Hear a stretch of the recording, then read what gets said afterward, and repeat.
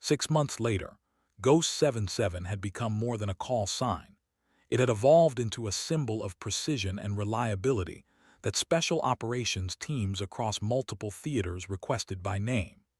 Her integration with various units had established new standards for tactical air control, and her success rate in coordinating close air support missions had reached nearly 100% without a single friendly fire incident.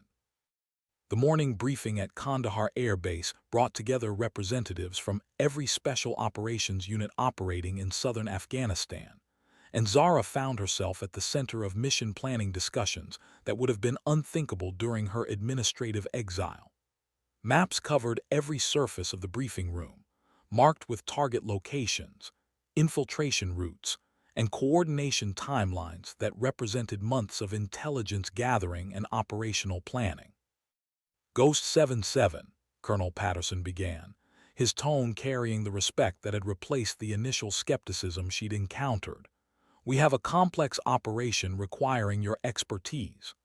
3 simultaneous raids across a 100-kilometer front, with the potential for significant enemy air defense threats, and the need for precise timing to prevent mutual interference between teams. The scope of the operation impressed even Zara, who'd participated in increasingly complex missions as her reputation grew.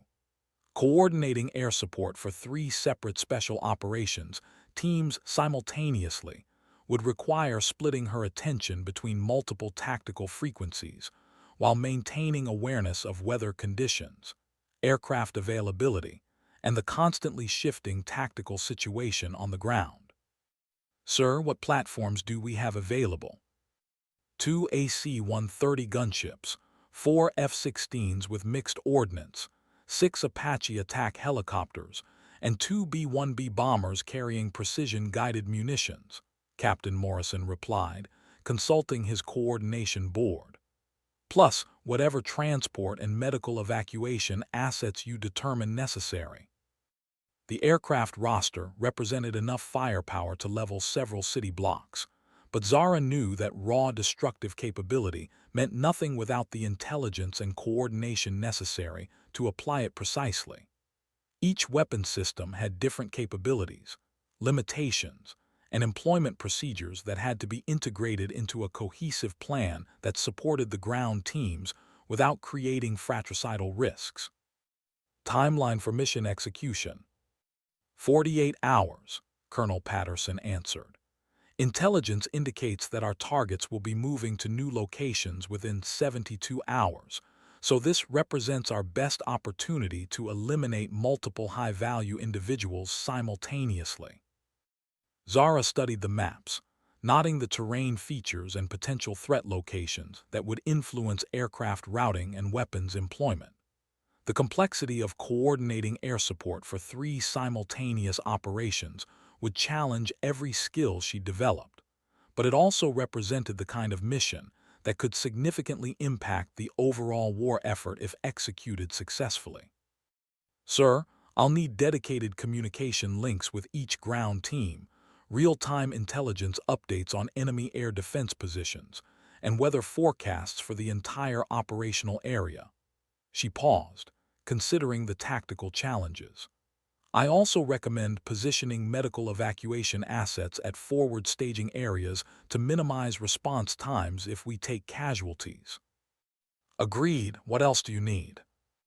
Permission to preposition aircraft in holding patterns that optimize response times to each target area, and authority to redirect platforms between targets based on real-time tactical developments. Colonel Patterson nodded approvingly. The requests demonstrated tactical thinking that went beyond simple coordination to encompass the kind of strategic planning that could mean the difference between mission success and catastrophic failure. You have whatever authority you need to make this operation successful. As the briefing concluded and personnel dispersed to begin mission preparations, Zara remained behind to study the maps and aircraft allocation charts. The weight of responsibility for multiple special operations teams felt familiar now, but it never became routine. Each mission carried the potential for tragedy if she made mistakes, but also the possibility of saving American lives through skilled coordination and tactical expertise. Looking at her reflection in the darkened window, she saw someone who bore little resemblance to the defeated pilot who'd arrived in Afghanistan 6 months earlier. This version of herself carried confidence earned through successful missions, respect gained from professional peers, and the satisfaction that came from using her abilities in service of something larger than personal advancement. Ghost 77 was no longer seeking redemption. She was building a legacy. The operations center at Kandahar hummed with controlled urgency as mission execution approached. 3 large displays showed real-time feeds from various intelligence platforms, tracking the movement of target individuals and monitoring potential threats throughout the operational area. Zara sat at the central coordination console, surrounded by communication equipment that connected her simultaneously to airborne platforms, ground teams, and command elements across Afghanistan. Ghost 77, Overlord. All teams report ready for mission execution. Weather conditions are optimal, and intelligence confirms targets are at expected locations. Copy, Overlord. Ghost 77 has positive control of all air assets. Teams are cleared to begin infiltration on your command. The next 6 hours would determine whether months of planning and intelligence gathering translated into successful elimination of enemy leadership, or whether unforeseen complications would require the kind of tactical improvisation that separated competent coordinators from exceptional ones. Zara felt the familiar surge of adrenaline that preceded complex operations, tempered by the confidence that came from extensive experience and thorough preparation. Reaper 16, Ghost 77. Begin movement to Objective Alpha. Your dedicated close air support is Hammer 21 and Spectre 44. Ghost 77, Reaper 16 copies. Moving to Objective Alpha with CAS package acknowledged. Falcon 7, Ghost 77. Begin movement to Objective Bravo. Your air support package consists of Raider 13 and Bone 24. Ghost 77, Falcon 7 copies. En route to Objective Bravo. Viper Team, Ghost 77. Begin movement to Objective Charlie. Your close air support is provided by Hammer 22 and Spectre 45. Copy, Ghost 77.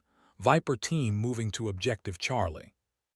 With all 3 teams simultaneously advancing toward their targets, Zara began the complex process of monitoring multiple tactical frequencies while tracking aircraft positions and fuel states.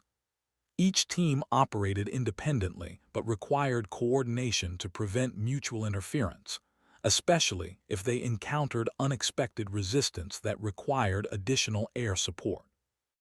Ghost 77, Reaper 16. We have eyes on Objective Alpha. Target building shows thermal signatures consistent with expected occupancy. Request permission to begin final approach. Reaper 16, you are cleared for final approach. Hammer 21 and Spectre 44 are standing by for immediate support if needed. The tactical display showed Reaper 16's position relative to their target building, while simultaneously tracking the other 2 teams' progress toward their objectives.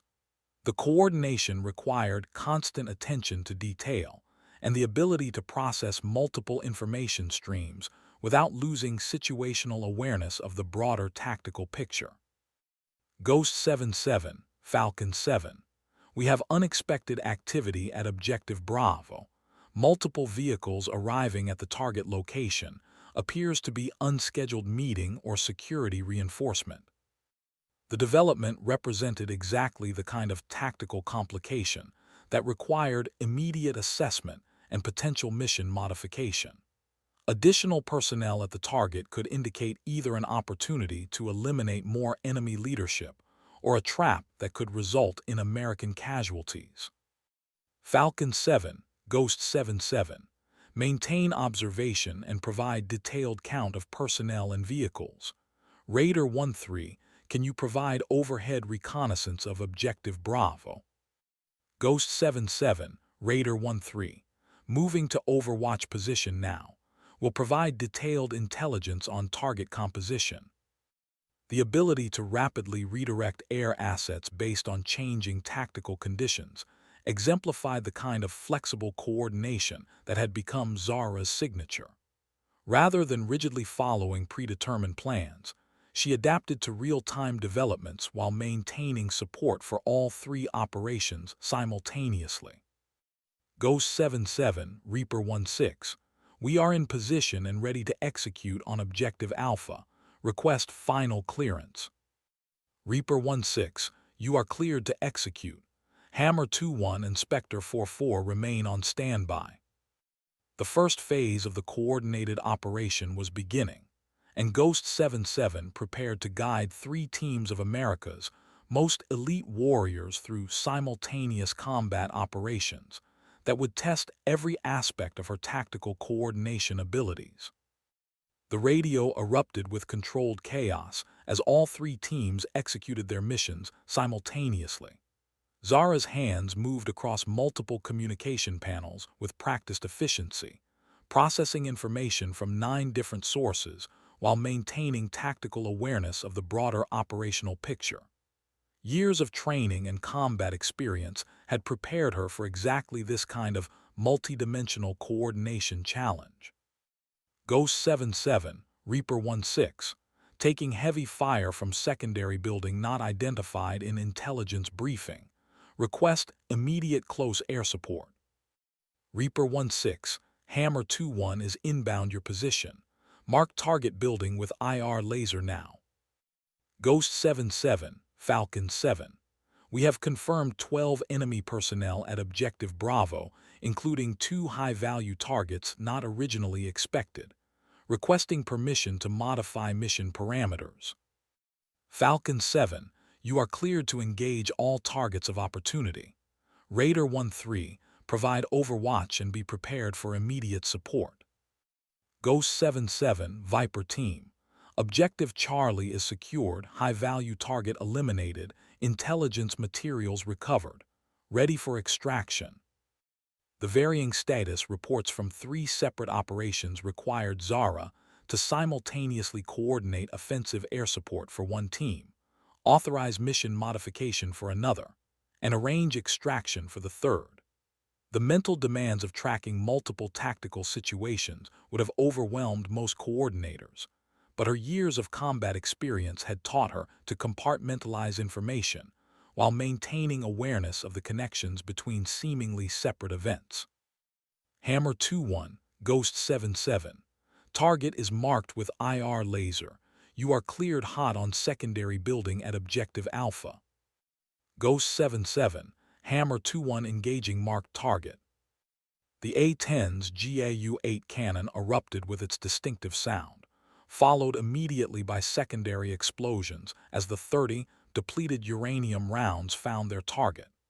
Through her communication link with Reaper 16, Zara could hear the immediate decrease in enemy fire as the close air support eliminated the threat that had pinned down the SEAL team. Ghost 77, Reaper 16, threat eliminated, continuing with primary mission. Copy Reaper 16, Hammer 21, remain on station for additional support as needed. Meanwhile, the situation at Objective Bravo had developed into a significant intelligence opportunity that required careful coordination to exploit without compromising the operation's security. The arrival of additional enemy leadership at the target location represented a chance to eliminate multiple high-value individuals, but only if Falcon 7 could execute their mission before the targets dispersed. Falcon 7, Ghost 77. Raider 13 reports optimal conditions for precision strike on vehicle concentration. Do you require additional ordnance on target building? Ghost 77, Falcon 7. Affirmative, we can eliminate all targets simultaneously if Raider 13 engages vehicles while we assault the building. Copy Falcon 7. Raider 13, you are cleared hot on vehicle targets. Coordinate with Falcon 7 for simultaneous execution. The precision required to coordinate simultaneous strikes by ground forces and attack helicopters demanded split-second timing and absolute clarity in communication. Any miscommunication or timing error could result in fratricidal fire or allow enemy targets to escape. Ghost 77.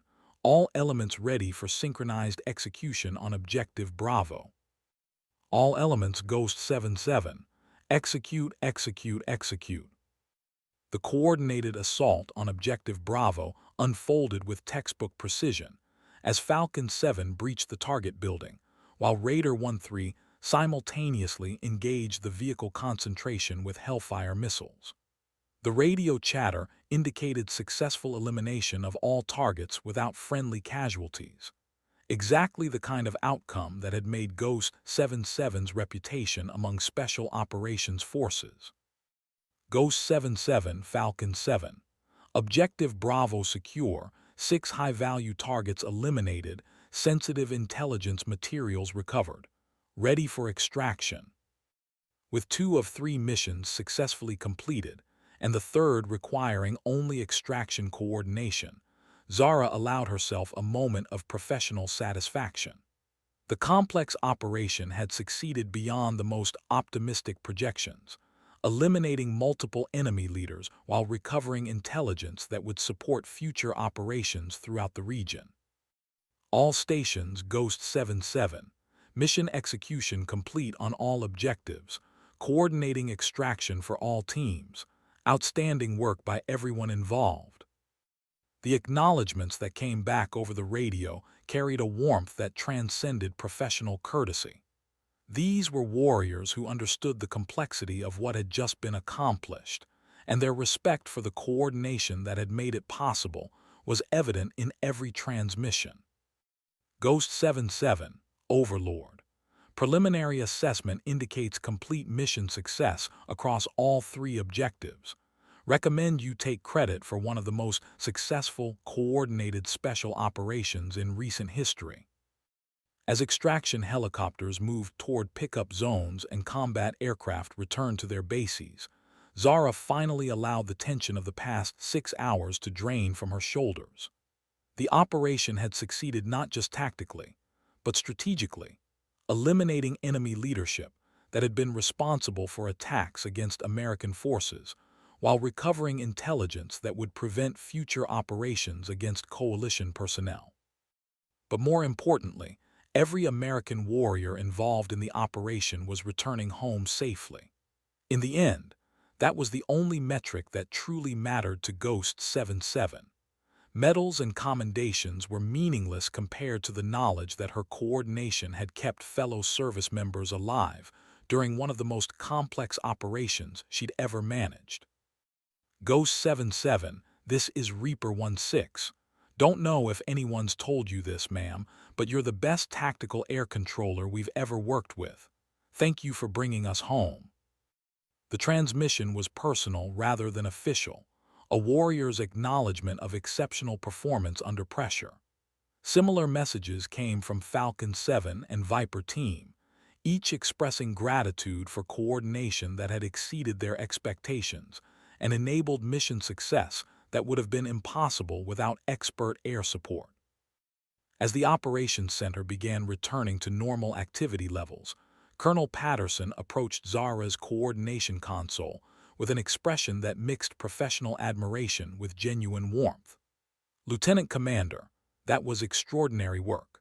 I've been involved in special operations for 15 years, and I've never seen anyone coordinate multiple teams with that level of precision and effectiveness. Thank you, sir. It was a team effort. I just helped coordinate the pieces. Don't minimize what you accomplished tonight. Your tactical coordination prevented American casualties while eliminating multiple high-value targets and recovering intelligence that will save lives for months to come. He paused, consulting a message form in his hand. Which brings me to some news you'll want to hear. SOCOM has approved your promotion to Commander, effective immediately. You're also being awarded the Distinguished Flying Cross for exceptional performance in combat operations. The promotion represented recognition not just of her recent performance, but of her overall contribution to special operations success across multiple theaters. The Distinguished Flying Cross was awarded for heroism or extraordinary achievement while participating in aerial flight, making it one of the most prestigious decorations available to military aviators. "Sir, I'm honored, but I was just doing my job." "Commander," Patterson said, using her new rank for the first time, "you've redefined what that job can accomplish. Every special operations unit in this theater requests you by name because they know that Ghost 77 means they're coming home alive." As word of the promotion spread through the operations center, personnel who'd worked with Zara over the past 6 months offered congratulations that reflected genuine respect for her contributions. She'd earned her place among these warriors through demonstrated competence under the most demanding conditions, proving that excellence transcended gender, background, or previous setbacks. The woman who'd arrived in Afghanistan carrying the weight of friendly fire casualties and administrative exile had transformed into someone whose call sign represented precision, reliability, and the absolute commitment to bringing American warriors home safely. Ghost 77 had found not just redemption, but a legacy worth defending. 2 years later, Commander Zara Nakamura stood before a classroom filled with Air Force, Navy, and Army officers attending the newly established Tactical Air Control Integration course at Nellis Air Force Base. The course had been developed based on her experiences and innovations in coordinating close air support for special operations, and she now served as its primary instructor while continuing to deploy on high-priority missions. "The fundamental principle of tactical air control," she began, her voice carrying the authority of someone who'd proven these concepts in combat, "is that aircraft are tools in service of ground forces, not independent entities pursuing their own objectives. Your job is to understand what the people on the ground need to accomplish their mission, then coordinate air assets to make that possible." The students represented the next generation of tactical air controllers, officers who would be responsible for coordinating close air support in conflicts that hadn't yet begun. Many of them had requested assignment to the course specifically because of Ghost 77's reputation, wanting to learn from someone whose techniques had become legendary among special operations forces. "Ma'am," Lieutenant Colonel Jackson asked, "how do you maintain situational awareness when coordinating multiple aircraft types across different frequencies?" "Practice and preparation," Zara replied. "You develop mental models of how different aircraft operate, their capabilities and limitations, their fuel consumption rates and weapons loads. When you understand those variables intuitively, you can focus on the tactical picture instead of basic coordination mechanics."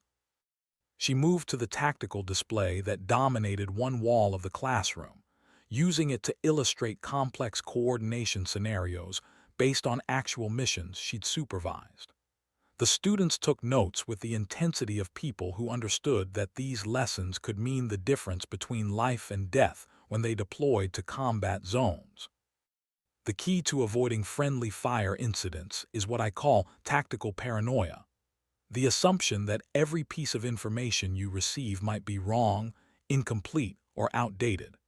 You verify coordinates, confirm target descriptions, cross-check with multiple sources, and always maintain positive control of your aircraft until ordnance is released on confirmed enemy positions." The reference to friendly fire incidents was deliberate, addressing the topic that many instructors avoided, but that remained a constant concern for anyone coordinating air support. Zara's willingness to discuss her own experiences, including the incident that had temporarily ended her combat career, provided students with insights into both the technical and psychological aspects of tactical air control. "Ma'am," Captain Rodriguez asked, "how do you deal with the pressure of making decisions that could result in American casualties? You accept that the possibility exists, then you do everything in your power to prevent it through preparation, training, and adherence to proven procedures." Zara's response reflected hard-won wisdom about leadership and responsibility. Perfect results aren't guaranteed, but professional excellence is mandatory. The warriors depending on your coordination deserve nothing less than your absolute best effort.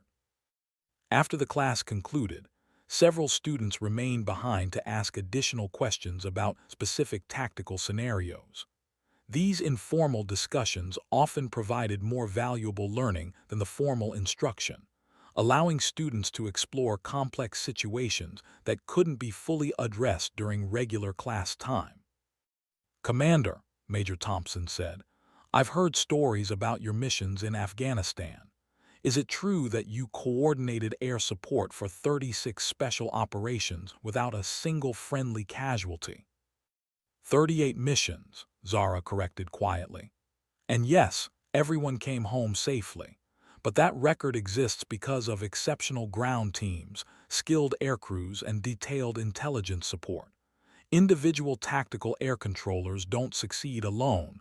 They succeed as part of teams that share common objectives." As the students departed to prepare for their next training evolution, Zara remained in the classroom, reviewing lesson plans and considering modifications based on the day's discussions. Teaching the next generation of tactical air controllers provided satisfaction that rivaled her combat deployments, knowing that these officers would carry her techniques and philosophies to conflicts around the world. The setting sun painted the Nevada desert in shades of gold and crimson that reminded her of Afghan mountains, but without the threat of enemy fire or the pressure of life-and-death decisions. Here, she could focus on passing along knowledge that would make future warriors more effective and help ensure that American forces maintain their tactical advantages in an increasingly complex world. Ghost 77 had evolved from seeking personal redemption to building institutional legacy, one student at a time. The graduation ceremony for the 15th class of Tactical Air Control Integration course took place on a perfect Nevada morning, with clear skies and calm winds that seemed designed for military aviation. Zara stood at attention as Colonel Martinez, now the commander of the training wing, addressed the assembled graduates and their families. "The officers graduating today represent the future of tactical air control for American Special Operations Forces," Martinez began. "They have been trained by the finest instructors available, using techniques and procedures developed through combat experience in the world's most challenging operational environments." In the audience, Zara could see faces she recognized from her years of operational deployments. Special operations personnel who traveled to Nevada, specifically to witness the graduation of officers who would soon be coordinating air support for their missions. The presence of these warriors testified to the importance they placed on proper training for tactical air controllers. "Your primary instructor, Commander Nakamura, has personally coordinated air support for over 200 combat missions without a single friendly fire casualty," Martinez continued. "The techniques you've learned from her have been proven in combat across multiple theaters, and they represent the gold standard for tactical air control excellence." The recognition felt surreal to Zara, who remembered arriving in Afghanistan 3 years earlier as a disgraced pilot assigned to transport coordination duties.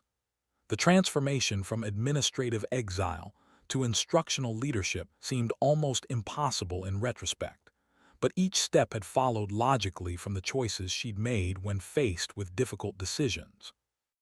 After the ceremony concluded, several graduates approached her to express gratitude for training that had exceeded their expectations. These conversations always moved her, knowing that these officers would carry her teachings into combat situations where lives would depend on their ability to apply lessons learned in Nevada classrooms. "Ma'am," Lieutenant Commander Harrison said, "I'm deploying to Somalia next month with a SEAL team. Any advice for operating in that environment?"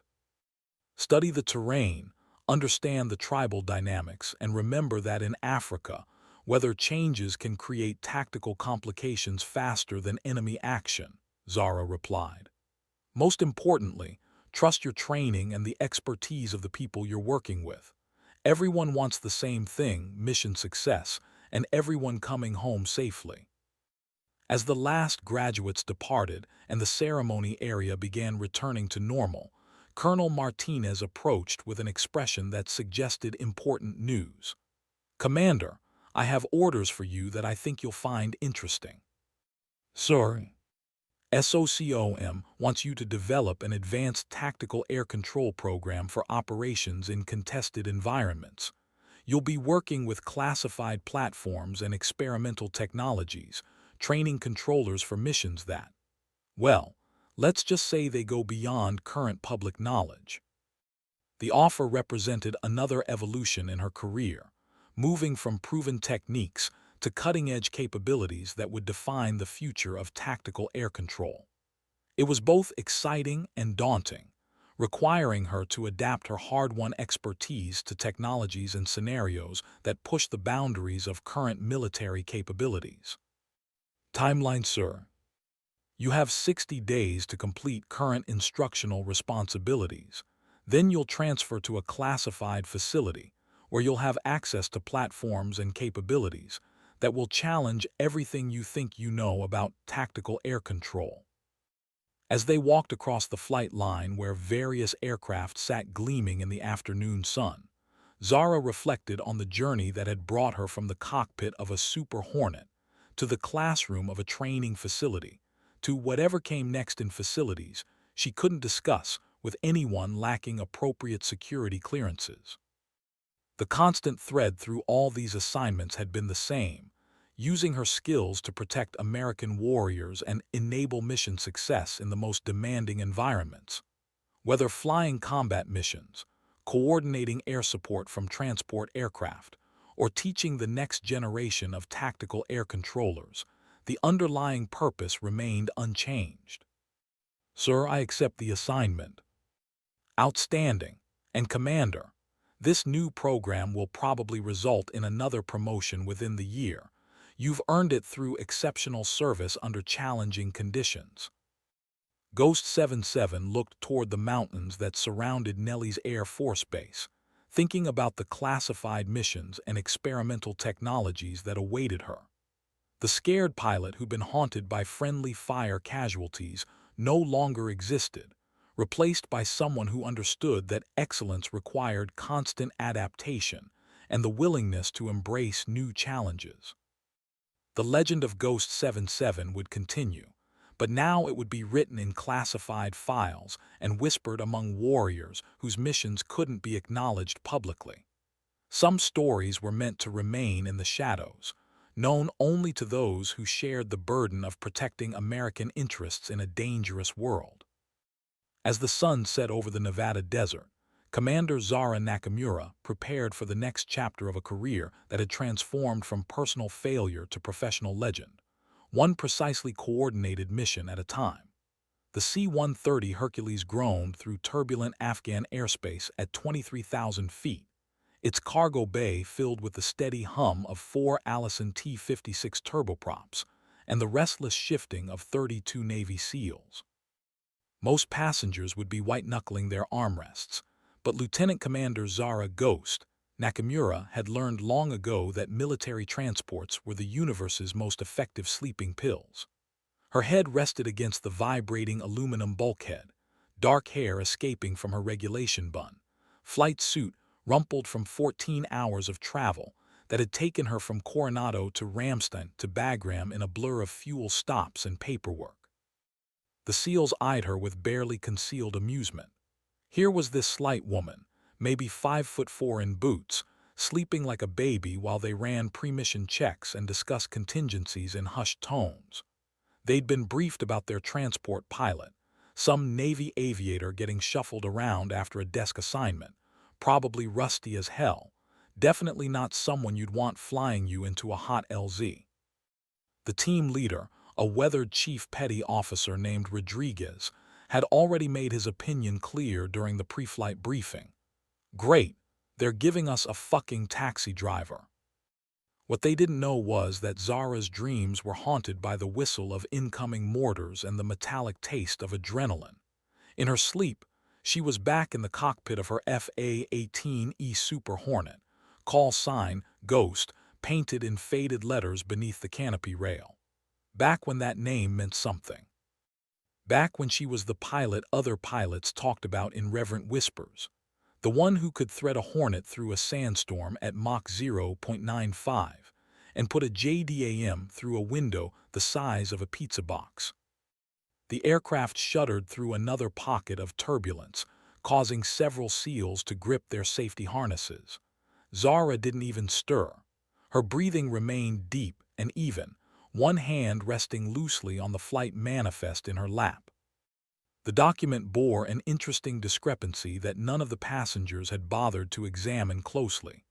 While her current orders listed her as a Transport Coordination Officer, her security clearance level was marked TS-SCI with additional compartments that would make a CIA operative jealous.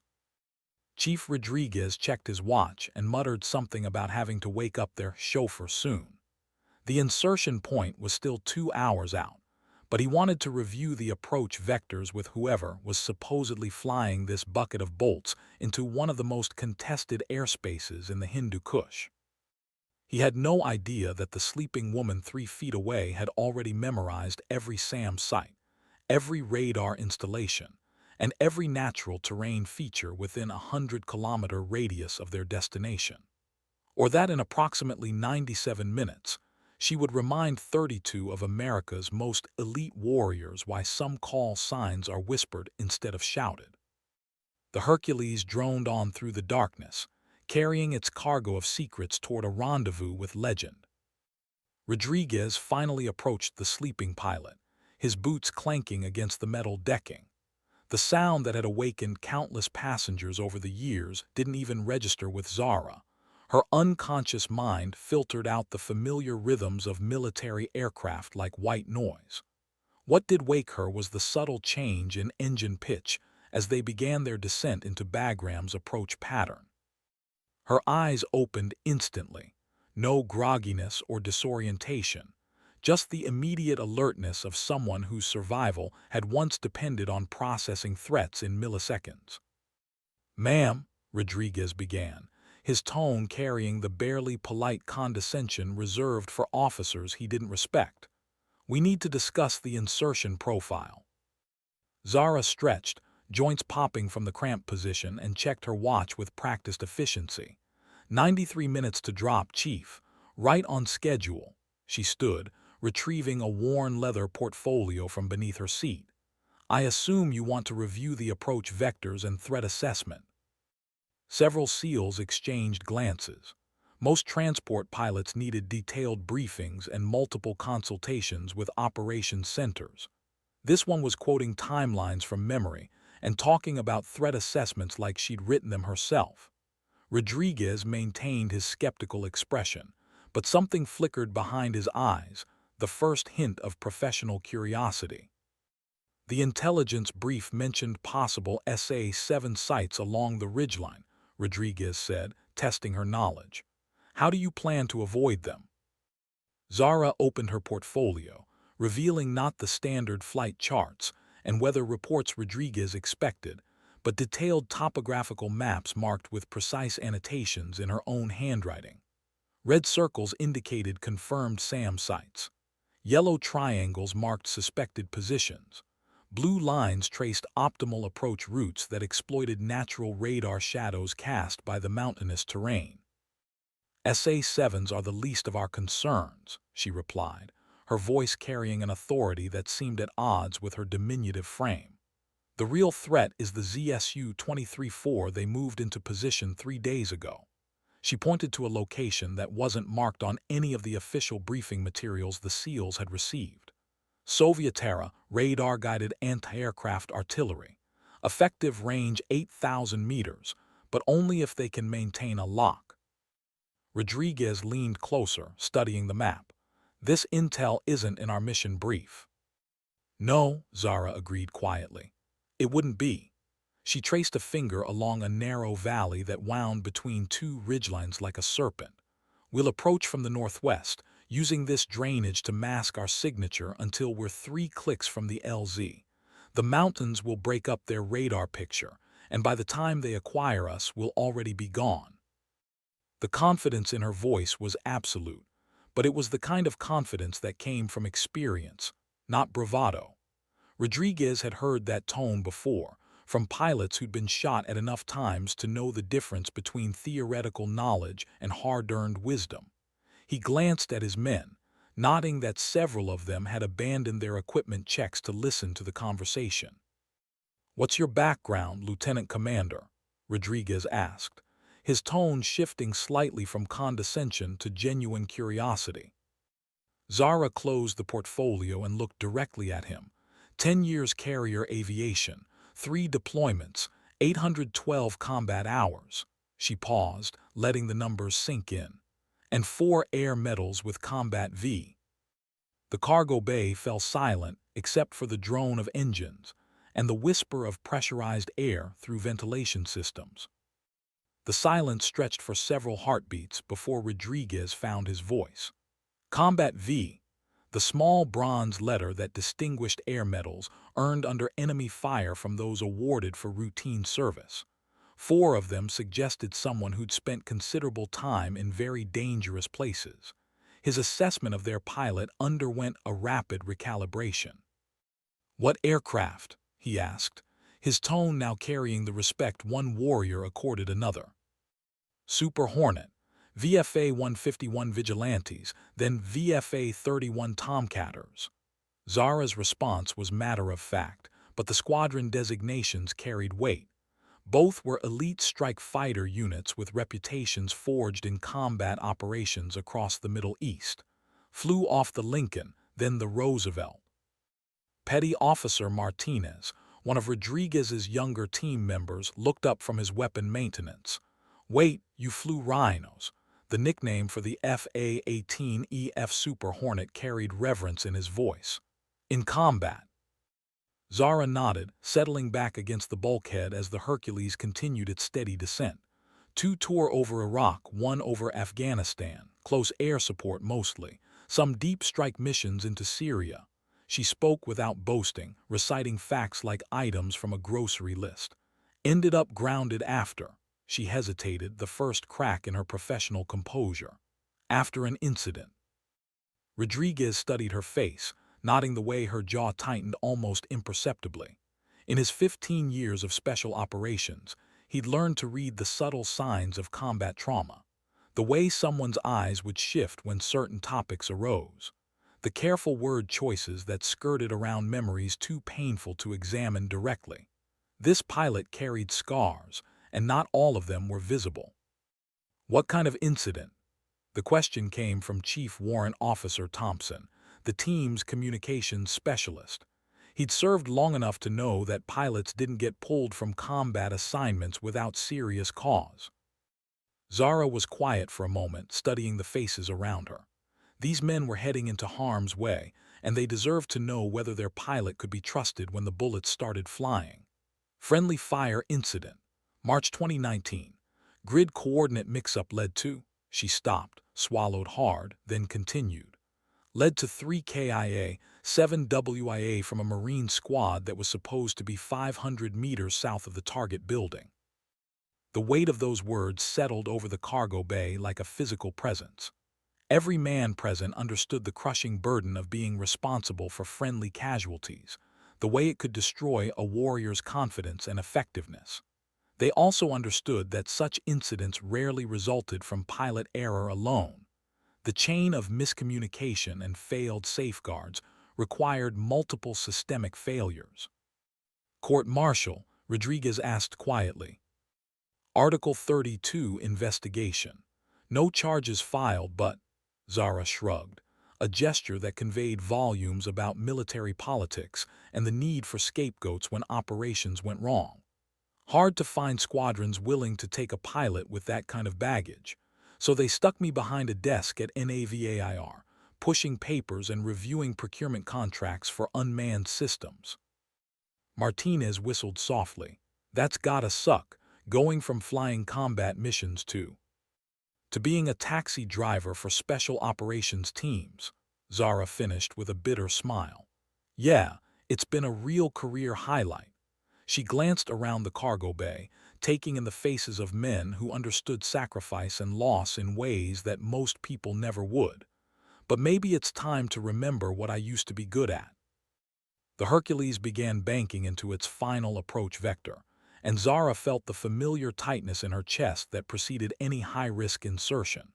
She moved toward the cockpit with fluid efficiency, pausing at the crew entry door to address the SEALs one final time. Gentlemen, we'll be crossing into contested airspace in approximately 40 minutes. I suggest you complete your equipment checks and get strapped in tight. As she disappeared into the cockpit, Rodriguez found himself reassessing everything about their mission. The woman who just briefed them wasn't some desk-riding administrator shuffled into a transport role.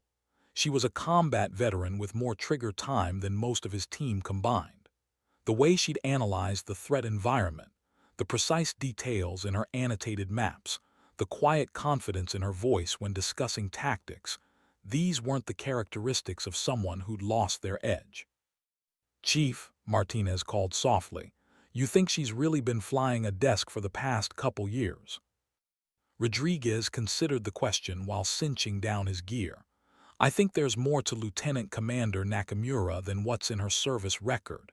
He lowered his voice even further. "And I think we're about to find out what." In the cockpit, Zara was already running through her pre-insertion checklist with the mechanical precision of someone who'd performed the ritual hundreds of times. The C-130's pilot, a major named Kowalski, glanced at her with curiosity as she settled into the right seat and began adjusting displays and communication frequencies.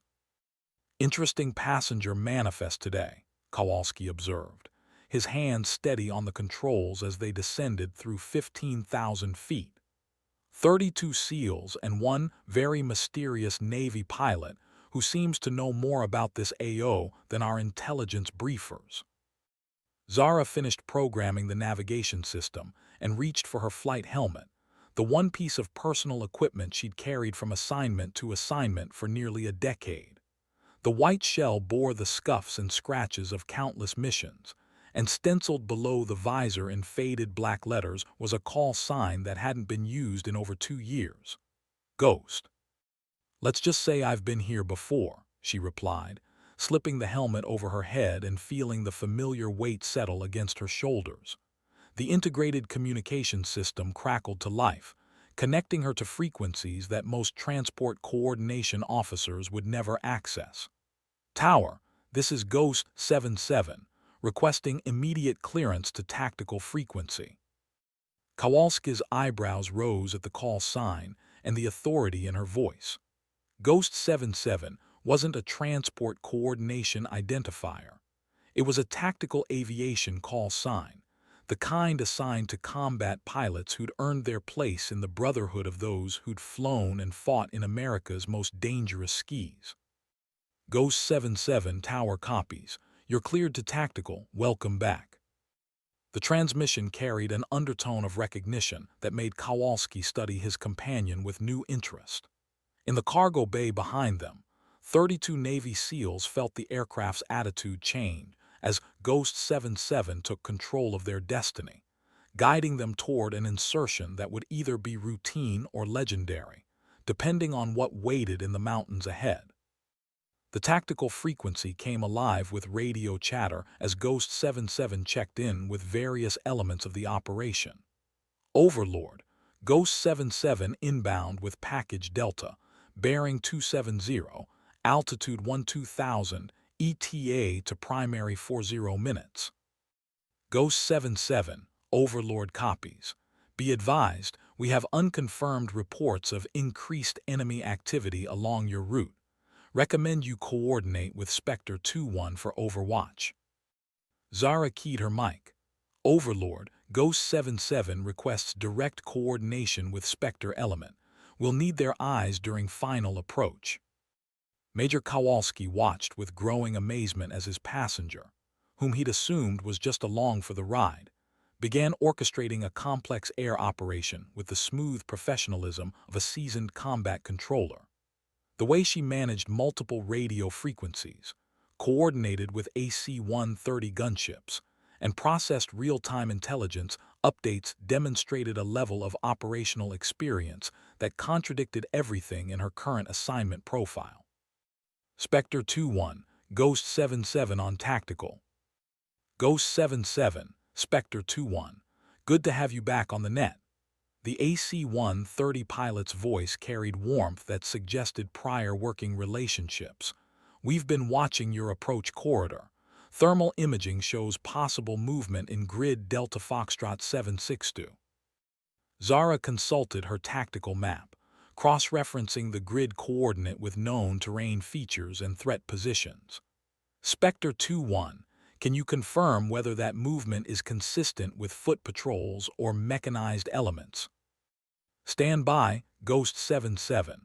Several seconds passed before the AC-130 responded. Thermal signature suggests approximately 8 to 12 personnel, moving in tactical formation along the ridgeline. No vehicle signatures detected. In the cargo bay, Chief Rodriguez had moved to the small porthole window, studying the moonlit landscape below. The mountains of Afghanistan stretched endlessly in all directions, their peaks and valleys creating a maze of shadows that could conceal armies. He'd been through dozens of insertions in similar terrain, and he knew that success often depended on the skill and experience of whoever was flying the mission. The intercom crackled to life. Gentlemen, this is Ghost 7-7. We have possible enemy activity along our primary approach route. I'm going to take us through a more challenging vector that will keep us in the radar shadows, but the ride might get bumpy. Recommend you secure all loose gear and prepare for evasive maneuvering. Rodriguez felt a chill that had nothing to do with the aircraft's climate control system. The voice over the intercom carried an edge of anticipation that he'd heard before, the sound of a warrior preparing to engage the enemy. This wasn't the cautious tone of a transport pilot concerned about passenger comfort. This was someone who viewed tactical challenges as opportunities to demonstrate their skills. Ghost 7-7, Overlord. We show your current heading will take you through known SAM coverage. Recommend you maintain altitude until past checkpoint Bravo. Negative, Overlord. Current altitude keeps us exposed to long-range systems. We're going low and fast through Valley 7. Zara's voice carried absolute certainty. Ghost 7-7 is going tactical in 3 minutes. Kowalski gripped his controls tighter as he realized what was about to happen. Valley 7 was a narrow gorge that wound through the mountains like a lightning bolt, offering concealment from radar, but requiring precise navigation and split-second timing. It wasn't a route that appeared in any standard approach procedures, and flying it successfully demanded the kind of skills that only came from extensive combat experience. "Ma'am," Kowalski said quietly, "that valley's pretty tight. You sure about this?" Zara's response was a smile that didn't reach her eyes, the expression of someone who'd found their way back to familiar territory after a long exile. "Major, trust me. I know these mountains better than I know my own apartment." The C-130 dropped toward the valley floor like a stone, its 4 turboprops howling as Zara pushed the aircraft into a descent profile that would have terrified most pilots. Major Kowalski fought the urge to reach for the controls as terrain rushed past their cockpit windows, the mountainside so close he could make out individual boulders in the moonlight. This wasn't standard transport flying. This was combat aviation at its most demanding, requiring split-second decisions and absolute precision. Ghost 7-7, Spectre 2-1, you're below our radar coverage. We've lost your position. Copy, Spectre. We're in the weeds, running silent. Zara's voice remained calm despite the fact that they were now threading through terrain that left no margin for error. Maintain overwatch on the LZ. We'll pop up for final approach in 6 minutes. In the cargo bay, the SEALs experienced the unique sensation of being passengers in the hands of a master pilot. The aircraft banked and rolled with fluid precision, following the contours of the valley floor so closely that they could hear the change in engine note as the props bit into different air densities. Chief Rodriguez had flown with some of the best pilots in the military, but he'd never experienced anything quite like this. It was less like flying and more like riding inside a guided missile. "Jesus Christ," Martinez whispered, his face pressed against a porthole window as granite cliffs flashed past mere meters away. "Is she trying to kill us?" Thompson, who had 23 years of special operations experience, shook his head. "No, son. She's trying to keep us alive." He'd seen enough combat insertions to recognize the difference between reckless flying and tactical brilliance. "Watch how she's using the terrain. We're invisible to every radar system within 50 miles." Zara's hands moved across the control panel with practiced efficiency, making micro-adjustments to their flight path based on terrain features that existed only in her memory. She'd flown this route twice before, both times in an FA-18E during close air support missions, and the muscle memory of those flights guided her now. The valley twisted left, then right, then dropped into a narrow chasm that required a 40-degree bank to navigate safely. "Overlord Ghost 77, 2 minutes to pop-up. Confirm LZ status." "Ghost 77, Overlord. LZ is cold. No enemy activity detected in immediate area. Wind is calm, visibility unlimited." "Copy, Overlord. Spectre 2-1, Ghost 77 coming up for final approach. Request immediate threat assessment on LZ perimeter." The AC-130 crew had been watching the landing zone through sophisticated thermal and optical systems, and their response was immediate. "Ghost 77, Spectre 2-1. LZ appears clear, but we have that patrol element approximately 2 clicks east of your position. They haven't moved in the last 10 minutes." Zara processed this information while simultaneously preparing for the most challenging part of the insertion. Popping up from the valley floor would expose them briefly to radar detection, but it was necessary to line up with the landing zone. The timing had to be perfect. Too early, and they'd be sitting ducks for surface-to-air missiles. Too late, and they'd overshoot the narrow mountain meadow that served as their destination. 30 seconds to pop up," she announced over the intercom. "Gentlemen, we're about to become visible to anyone with eyes or electronics in this area. The next 2 minutes will determine whether this insertion is successful or whether we become a smoking hole in the ground." Rodriguez felt his jaw clench involuntarily. In all his years of special operations, he'd never heard a pilot speak with such matter-of-fact clarity about the risks they faced. Most transport crews tried to minimize passenger anxiety with reassuring platitudes. This pilot was treating them like fellow warriors who deserved to know exactly what they were walking into. The Hercules suddenly pitched up, climbing rapidly as it cleared the valley rim and entered hostile airspace where enemy eyes were watching and weapons were waiting. The moment Ghost 77 cleared the ridgeline, threat warning systems throughout the cockpit erupted in electronic fury. Multiple radar installations had acquired their signature, and the distinctive warble of surface-to-air missile guidance systems filled their headphones with urgent warnings. Zara's hands flew across the defensive systems panel, dispensing chaff and flares while simultaneously throwing the massive aircraft into evasive maneuvers that pushed both machine and crew to their limits. "Ghost 77, Spectre 2-1. We have missile launch bearing 090, distance 4,000 meters." Kowalski watched in fascination as his passenger transformed into something he'd never witnessed before, a combat pilot operating at the absolute peak of their abilities under life-threatening conditions. Zara's hands moved with mechanical precision, her eyes scanning multiple displays while processing information streams that would overwhelm most aviators. This wasn't luck or instinct. This was years of combat experience compressed into moments of pure professionalism. "Copy missile launch, Spectre. Ghost 77 is defensive." Zara rolled the C-130 into a diving turn that should have been impossible for an aircraft of its size and weight, using a combination of terrain masking and defensive countermeasures to break the missile's guidance lock. Overlord, Ghost 77 is taking fire.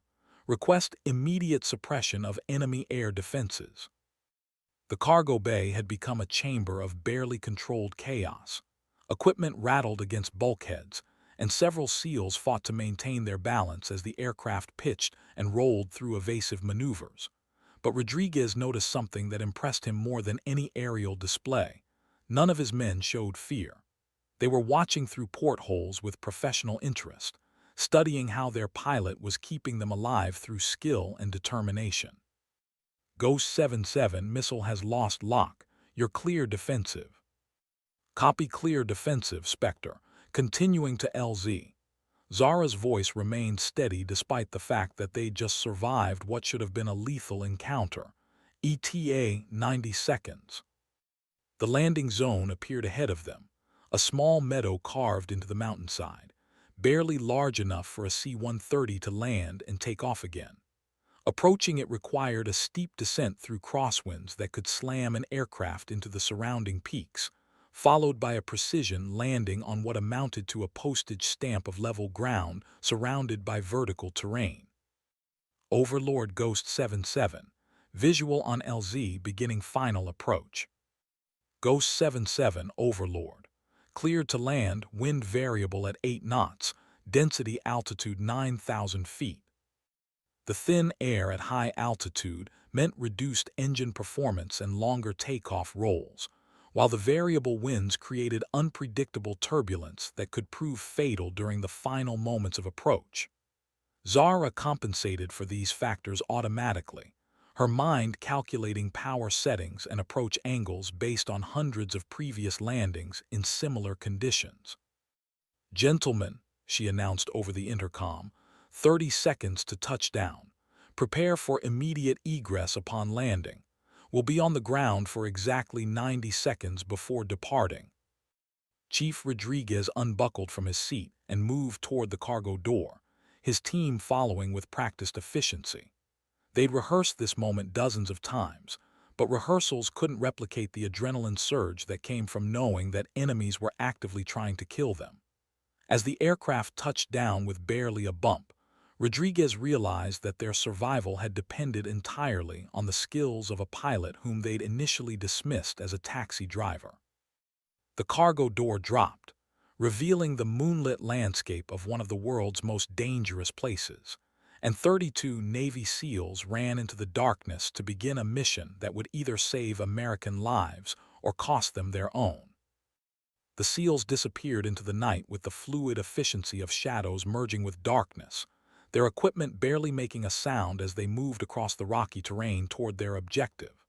Zara held the C-130 steady on the narrow landing strip, engines running, ready for immediate departure. Through her night vision display, she watched the last man, Chief Rodriguez, pause at the edge of the landing zone and raise his hand in a brief salute before vanishing into the mountains. Ghost 77 Overlord, package delivered. You're cleared for immediate departure. Copy Overlord, Ghost 77 beginning takeoff roll. The heavily loaded aircraft required every inch of the abbreviated runway to become airborne, and Zara used techniques she'd learned flying off carrier decks to extract maximum performance from the laboring turboprops. They cleared the surrounding peaks by less than 100 feet, climbing slowly through air so thin that the engines struggled to produce full power. Spectre 2-1, Ghost 77 is airborne and clear of the LZ. Thanks for the overwatch. Ghost 77, Spectre 2-1. That was some impressive flying down there. Haven't seen anyone thread that valley since. The AC-130 pilot paused, and Zara could hear the recognition in his voice. Since Ghost 77 used to run close air support missions in that same area 3 years ago. Major Kowalski turned to study his companion with new understanding. You've been here before. That's why you knew every ridge, every valley, every threat position. It wasn't a question. The evidence was too overwhelming to doubt. Zara nodded, her eyes scanning the instrument panel as they climbed toward safer altitude. Operation Enduring Sentinel, 2019 to 2020, flew 97 combat missions providing close air support for special operations teams in this exact region. She gestured toward the mountains below them. Every valley, every peak, every cave that might hide enemy fighters, I've mapped them all from the cockpit of a Super Hornet. The implication struck Kowalski with stunning clarity. The woman sitting beside him wasn't some desk-riding administrator who'd been pressed into transport duty.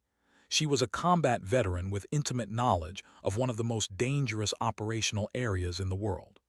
Her annotation of those tactical maps, her coordination with AC-130 gunships, her ability to thread the C-130 through terrain that would challenge most pilots, it all made perfect sense now.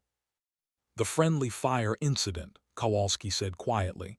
"It happened here, didn't it?" Zara was quiet for several moments, the only sounds in the cockpit coming from engines and avionics systems. When she finally spoke, her voice carried the weight of memories that had haunted her for years. Grid coordinate error placed a Marine squad 800 meters north of where they were supposed to be. I put two 500-pound JDAMs through a building that intelligence said was empty. She paused, swallowing hard. It wasn't empty. 3 Marines died because someone transposed 2 digits in a grid coordinate, and I was the one who pulled the trigger. "That wasn't your fault," Kowalski said, recognizing the familiar burden of survivor's guilt that plagued many combat veterans. "Grid coordinate errors happen. It's a systemic failure, not pilot error. Tell that to the families of Staff Sergeant Morrison, Corporal Jenkins, and Lance Corporal Rodriguez," Zara replied bitterly. "Tell them their sons and husbands died because Ghost 77 couldn't verify target coordinates before releasing ordnance." The radio crackled with an incoming transmission that interrupted their conversation. "Ghost 77, Overlord, we have an update on package Delta status. They've encountered heavy resistance and are requesting immediate close air support. Can you provide CAS coordination from your current position?" Zara felt her pulse quicken. The SEALs she just inserted were in trouble, and they needed help that only someone with her experience and knowledge of the operational area could provide. But she was flying a transport aircraft, not a fighter, and her current assignment strictly prohibited her from engaging in combat operations. The choice she faced would determine whether 32 American warriors lived or died, and whether Ghost 77 would finally find redemption for the ghosts that had haunted her for 3 long years. "Overlord Ghost 77, what's the nature of the resistance package Delta is encountering?" Zara's training overrode her current assignment restrictions as she focused on the immediate crisis facing the SEAL team. "Ghost 77, Overlord. Package Delta reports approximately 40 enemy fighters in fortified positions surrounding their objective. They're taking heavy fire and requesting immediate close air support." The controller's voice carried urgency that transcended normal operational protocols.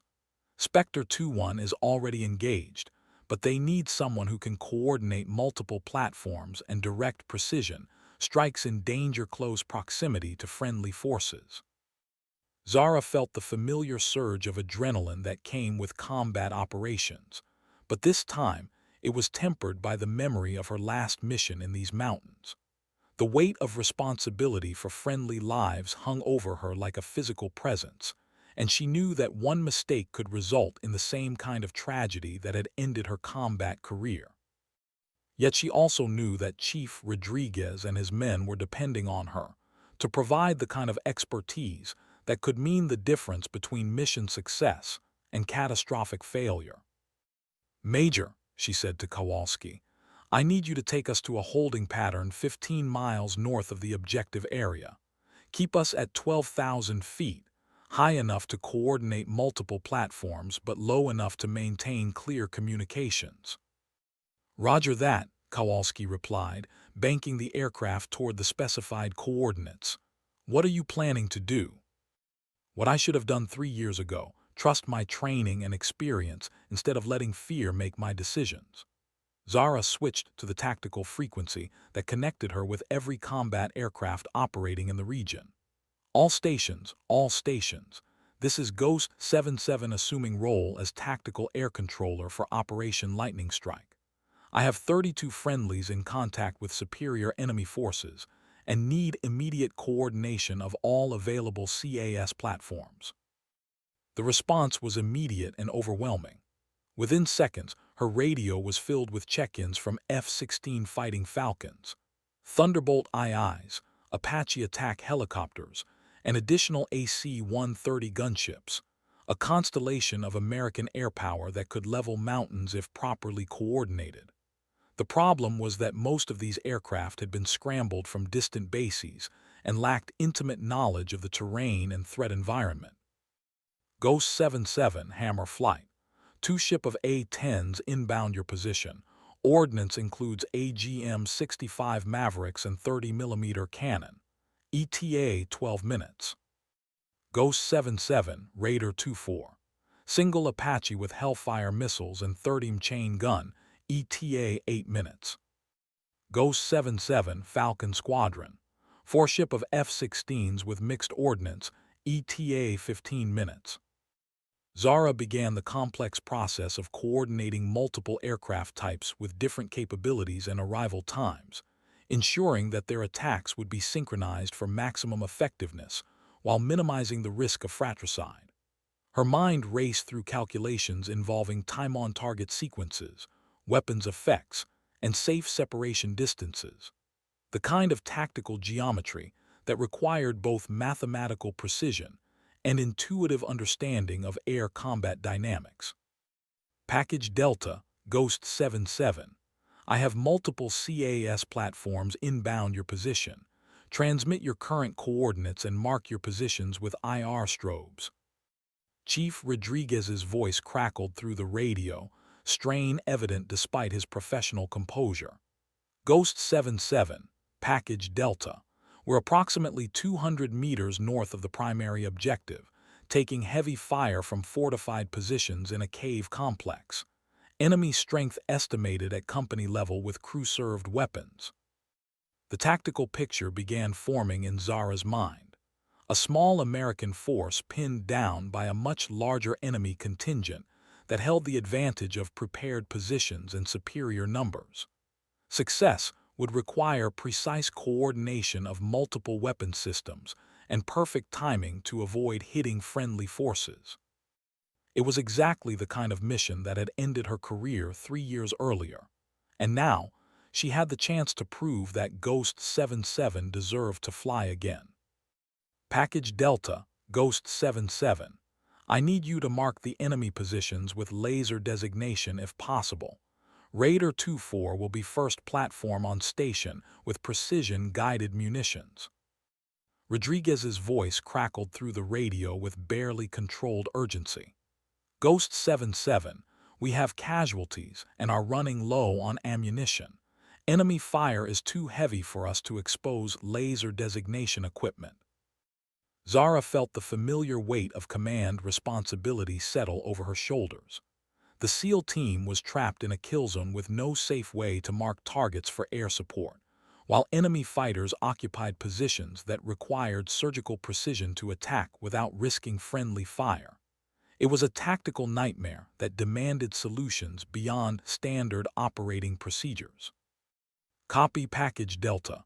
Stand by while I coordinate visual reconnaissance. She switched frequencies to contact the orbiting AC-130. Spectre 2-1, Ghost 7-7. I need detailed eyes on of the objective area. Can you provide target description and friendly positions? Ghost 7-7, Spectre 2-1. We have clear thermal imagery of the entire area. Friendlies are in a depression approximately 200 meters northwest of a cave complex. Enemy positions include at least 6 fortified firing positions carved into the rock face, plus multiple personnel moving between positions. Spectre 2-1, can you engage the easternmost positions without risk to friendlies? Ghost 7-7, that's affirmative. We have clear lines of fire on 3 positions that pose no fratricide risk. Copy Spectre 2-1. You are cleared hot on the eastern positions. Commence firing. Zara immediately switched back to the SEAL frequency. Package Delta, Ghost 7-7. Spectre 2-1 is engaging eastern positions now. When the firing stops, I need you to move 50 meters to your west to create separation for follow-on attacks. The night sky erupted with the distinctive sound of the